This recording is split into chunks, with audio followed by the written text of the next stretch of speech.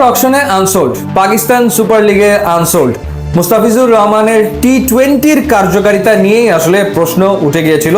সেই মুস্তাফিজকে আচমকা দলভুক্ত করে দিল্লি ক্যাপিটালস বিশেষ এক পরিস্থিতিতে, যখন তাদের দুই Australian cricketer Jack fresher McGurk এবং মিচেল স্টার্ক তারা আসলে আইপিএল ছেড়ে চলে যায়। তখন মুস্তাফিজকে তড়িঘড়ি করে দলে নেওয়া হয় রেকর্ড মূল্যে, মাত্র 3 ম্যাচের জন্য। এবং 24 ঘন্টার ব্যবধানে মুস্তাফিজ বাংলাদেশের হয়ে মাঠে নামলেন এবং তারপর দিল্লির হয়ে মাঠে নেমে গেলেন। 3টা ম্যাচ তিনি খেলেছেন এবং 3 ম্যাচে তিনি তার কার্যকারিতার প্রমাণ দারুণভাবে দিয়েছেন।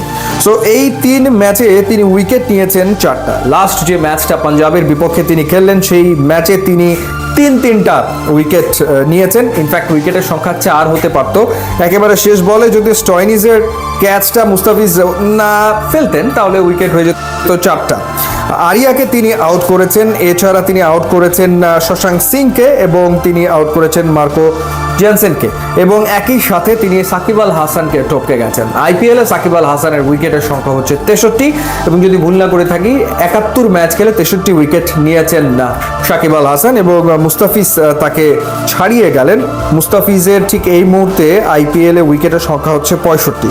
60 ম্যাচে 65 উইকেট নিয়েছেন কাটার মাস্টার মুস্তাফিজুর রহমান। এবং এই সিজনের 3 ম্যাচ, সেই 3 ম্যাচে তার যে ইকোনমি রেট সেটা হচ্ছে 7.90।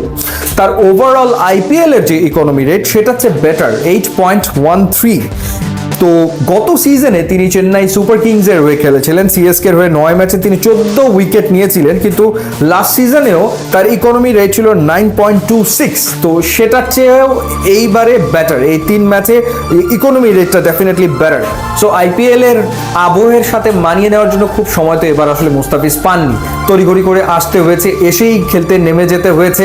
সো পরিস্থিতি বুঝে ওঠার আগেই ম্যাচ খেলার যে ব্যাপারটা সেই ঘটনাটা ঘটেছে, তারপরেও মুস্তাফিজ কিন্তু ডেফিনেটলি সফল, এই ব্যাপারে কোনো সন্দেহ নেই। কেন বলছি সফল? যে 3টা ম্যাচ তিনি খেলেছেন, সেই 3টা ম্যাচের ভেতরে 2টো ম্যাচে মুস্তাফিজ আসলে দলের সেরা বোলার। পাঞ্জাবের বিপক্ষে মুস্তাফিজ দলের সেরা বোলার, সবচেয়ে বেশি উইকেট 3টা উইকেট তিনি নিয়েছেন এবং তার ইকোনমি রেট সবচেয়ে ভালো, সবচেয়ে ইকোনমিক্যাল বোলিং তিনি করেছেন। এবং গুজরাট টাইটান্সের বিপক্ষে যে ম্যাচটা খেলেছিল মুস্তাফিজ, সেই ম্যাচে মুস্তাফিজ কোনো উইকেট না পেলেও সেই ম্যাচে তার ইকোনমি রেট ছিল বাকিদের থেকে বেটার। সো নিঃসন্দেহে 3 ম্যাচের ভেতরে 2 ম্যাচে মুস্তাফিজ দলের সেরা বোলার, সেটা আসলে বলাই যায়। তো যেখানে তিনি এটা প্রমাণ করেছেন, তো বলার অপেক্ষা রাখে না যে কেন কি কারণে দিল্লি আসলে মুস্তাফিজের দ্বারস্থ হয়ে তাকে দলভুক্ত করেছিল। হ্যাঁ, লক্ষ্য যেটা ছিল সেটা হয়তো ফুলফিল হয়নি, সেটা হচ্ছে প্লে অফে খেলা, সেটা হয়নি, কিন্তু মুস্তাফিজ তার কাজটা কিন্তু ঠিকঠাক করেছেন, এই ব্যাপারে কোনো সন্দেহ আসলে নাই।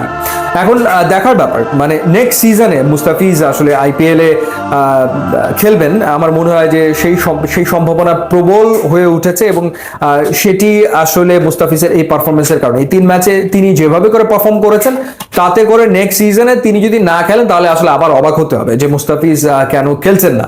সো এমন হতে পারে যে দিল্লি তাকে রেখে দিতে পারে, দিল্লিতে হয়তো তিনি নেক্সট সিজনে খেলবেন বা অন্য কোনো টিমে, বাট মুস্তাফিজকে আইপিএল এর নেক্সট সিজনে দেখার সম্ভাবনা আসলে ভীষণ রকম উজ্জ্বল হয়েছে, এ ব্যাপারে কোনো সন্দেহ আসলে নাই। ইউটিউব